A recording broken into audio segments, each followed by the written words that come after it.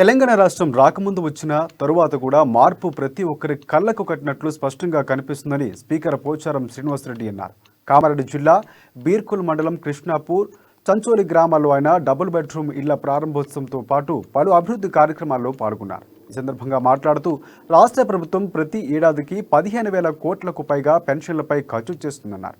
గతంలో 200 రూపాయలే ఇచ్చే పెన్షన్లు ఇప్పుడు 2,000 రూపాయలు ఇస్తున్నారని, ప్రతి ఇంటికి 10 ఇంటికి మహిళల వివాహానికి కళ్యాణ లక్ష్మి షాదీ ముబారక్ ద్వారా నగదును ఎక్కడ ఇవ్వడం లేదని తెలిపారు.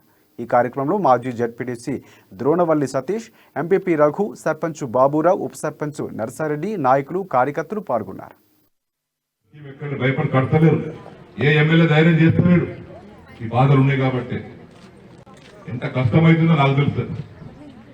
నీ ఒక్క ఇల్లు కట్టుకోవడానికి నువ్వు ఇంత బాధపడితే ఇన్ని ఇల్లు ఎట్లా కట్టిస్తాయి? ఎంతమంది కాలు మొక్కిండొచ్చు నేను ఊరికి కట్టడెవరు? కాబట్టి ఇదన్నీ మీ అందరికీ అర్థమయ్యే రీతిలో జాగాలో ఉన్నదానికి అక్కడ కట్టిస్తాం, ప్రయత్నం చేస్తామంటున్నాం. జాగాలు ఉన్న వారేమో పట్టుకొని చెప్తున్నాం. పెన్షన్ దాని వారికి పెన్షన్ బిల్లు ఇస్తామంటున్నాం. మీ మనుషుల మాటలనే సమాధానం చెప్పాను నేను. ఇంత స్పష్టంగా ఇంత ఓపికతోటి వినాలి కదా.